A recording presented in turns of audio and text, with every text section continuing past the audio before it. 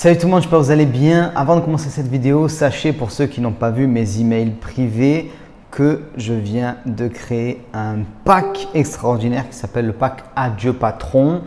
C'est à la fois pour mes 35 ans, mais c'est aussi pour tous ces confinements qui sont en train de se généraliser. Voilà, c'est la meilleure chose que je pouvais faire pour vous, c'est-à-dire que j'ai regroupé toutes mes formations en ligne en un seul pack et à un prix fracassé pour mes 35 ans. Donc déjà, je voulais remercier toutes les personnes qui ont sauté le pas, qui m'ont fait confiance et qui sont membres de cette nouvelle formation du coup Adieu Patron. Et pour toutes celles qui ne sont pas encore informées, regardez en description, vous avez toutes les informations qui vous attendent. Et on va parler maintenant du diplôme de l'échec. Voilà. Vous avez déjà entendu, il faut échouer jusqu'à réussir. Échouer, c'est acquérir des connaissances et c'est s'améliorer. C'est vrai, sur certains points, on va en parler, mais pas tant que ça. Moi, je ne pense pas que ce soit l'échec qui va vous faire réussir et on va voir ça ensemble. Ce genre de modèle de diplôme de l'échec que tout le monde reprend un petit peu n'importe comment, c'est vrai, c'est OK pour d'énormes constructions. Par exemple, si tu prends la construction d'une fusée type pour SpaceX, ben oui, il va falloir faire énormément d'essais, énormément de se planter parce qu'on est dans la nouveauté absolue et personne ne l'a jamais fait avant toi. Personne n'a envoyé des fusées dans l'espace et les a réutilisées. Donc tu vas tout tester, c'est tout nouveau, tu vas devoir te planter et tu vas devoir te servir du diplôme de l'échec. En plus de ça, les fonds sont quasi illimités, même si le programme à un moment a failli se planter. Les ressources humaines sont interchangeables et ça, il ne faut pas l'oublier. Les grosses entreprises, dès qu'un salarié est fatigué, elles le jettent, bam, elles prennent un nouveau, il n'y a pas de problème. Vous n'allez pas vous interchanger. Si vous faites que des échecs, vous allez vous user, vous allez vous fatiguer et vous n'allez rien faire au final, même tomber en dépression et ainsi de suite. Pour moi, je vous dis honnêtement, le diplôme de l'échec, il n'existe pas tant que ça en fait.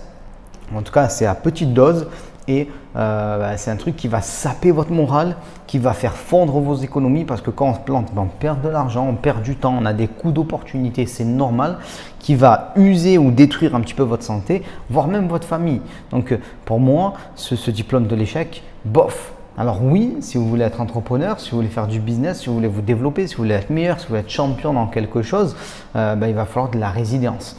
Et les tops, les numéros 1, ceux qui sont dans le podium, ils ont une énorme résilience. Mais vous ne visez peut-être pas ça. Ok, le grand entrepreneur, la personne qui veut faire des choses extraordinaires, il doit avoir une capacité à encaisser énormément de revers, résister à des choses que la plupart des gens ne résisteront pas.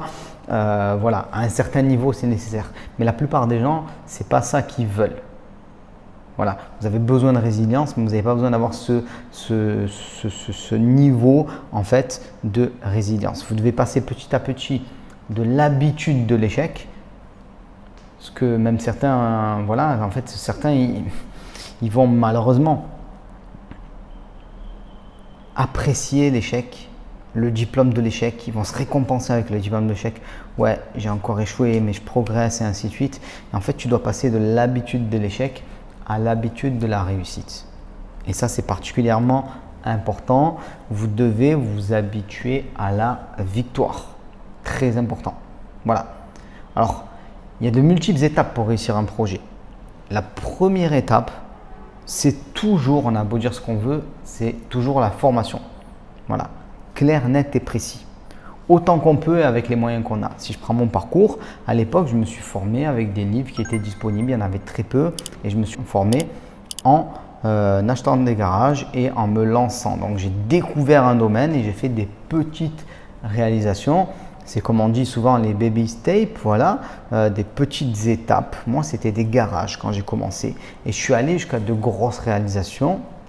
On parle du meuble. Ok. Petit à petit, on monte les échelons et c'est comme ça qu'on peut réussir et c'est comme ça qu'on peut éviter les revers. C'est particulièrement important.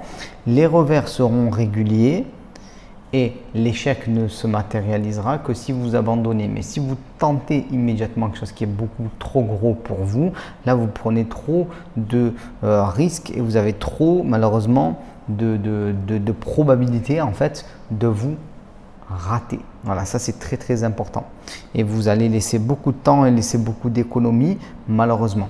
Donc, ne faites pas l'erreur d'aller dans quelque chose qui est beaucoup trop gros pour vous dès le départ, parce que c'est aussi comme ça qu'on se plante. Il faut avoir la capacité à s'auto-évaluer.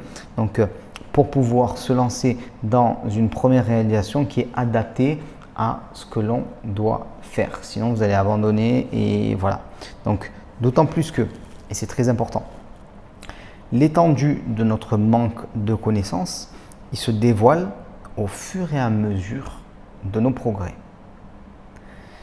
D'ailleurs, ça c'est quelque chose qui a été prouvé, c'est que, bon voilà, en général, moins tu en sais, plus tu penses que tu en sais. Ça peut paraître fou, mais c'est vrai. Pourquoi? Parce qu'il faut avoir déjà un certain niveau de connaissance pour pouvoir évaluer ses propres incapacités. C'est quand tu avances dans un domaine que tu t'aperçois que tu ne savais pas telle ou telle chose importante. Et donc pour pouvoir réussir, il faut partir du principe qu'on ne sait rien. Voilà. Moi, j'ai souvent été choqué lorsque je rencontrais d'autres personnes qui font comme moi du business en ligne notamment. Et j'avais de bons résultats parce que de toute façon, pour être présent dans cet événement, il fallait avoir au moins un chiffre d'affaires de 1 million. Et quand je parlais avec certains, où je leur expliquais que moi, je me sens un petit peu comme un éternel débutant, voilà, et ainsi de suite. Grosso modo, je voyais leurs yeux s'écarquiller parce qu'ils se disent débutant, mais tu as vu les résultats. Ouais, mais si tu ne te penses pas comme un éternel débutant, tu ne pourras pas aller à l'étape d'après. Ça, c'est très important. Tu vas rester bloqué à ton niveau d'incompétence. C'est un petit peu le principe de Peters. Je ne sais pas si on dit principe de Peters ou de Peter, je ne sais pas trop bien. Vous me direz en commentaire. Mais c'est le suivant. Vous tendez à vous élever jusqu'à votre niveau d'incompétence en fait. Voilà. Donc vous montez jusqu'à être incompétent et arrêter de progresser. Donc il y a deux solutions, soit vous partez du principe que vous êtes déjà incompétent et vous vous formez dès maintenant et vous essayez d'augmenter votre niveau de compétence pour dès l'instant que vous arrivez dans un nouveau domaine, vous ne bloquez pas et vous continuez, soit vous faites le constat que ça ne va pas et vous vous reformez. Mais il y a un moment ou un autre où il faut passer à autre chose. Et il faut arrêter un petit peu avec ce diplôme de l'échec dans le sens où il va vous mener à rien, c'est du pipeau, c'est pas ça qui va vous permettre de réussir les projets.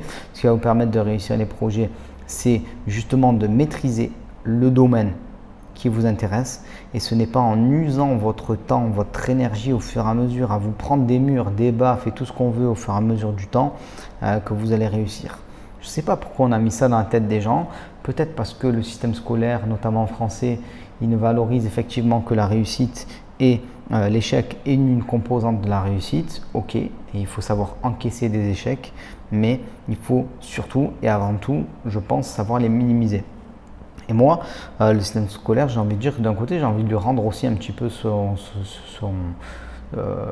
je sais pas si c'est son heure de gloire, je ne sais pas comment l'expliquer, mais voilà, à un moment ou à un autre, on t'apprend à te préparer pour une échéance bien précise. Et ça, c'est quand même utile.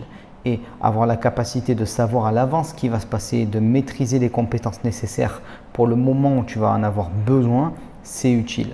Alors bien sûr, le problème de la scolarité, mais vu que c'est une éducation pour un pays entier, c'est qu'elle est très générale et elle ne va pas forcément correspondre. Sûrement aujourd'hui, le théorème de Pythagore, tu t'en sers plus, c'est sûr et certain. Mais là, aujourd'hui, tu as la possibilité de te former sur des domaines précis et ne crois pas en ce diplôme de l'échec. C'est pas vrai, c'est pas vrai.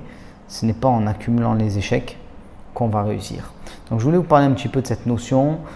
Diplôme de l'échec, c'est du pipeau, c'est pas ça qui va vous permettre de réussir vos projets. C'est clair et net. Je l'ai dit en introduction, Adieu Patron, la grosse formation à prix réduit est disponible. C'est pour mes 35 ans, voilà, c'est pour ces moments particuliers. C'est mon cadeau pour vous, alors que c'est mon anniversaire. Donc je vous laisse regarder ça. Si on additionne tous les contenus de formation que j'ai produits, on est en centaines d'heures de vidéos, ça c'est sûr. 300, 400 vidéos, j'en sais rien, une quantité énorme. Regardez le programme immobilier, business internet, business classique, toutes mes formations en un seul programme. C'est dingue et on se dit à très vite. Ciao tout le monde.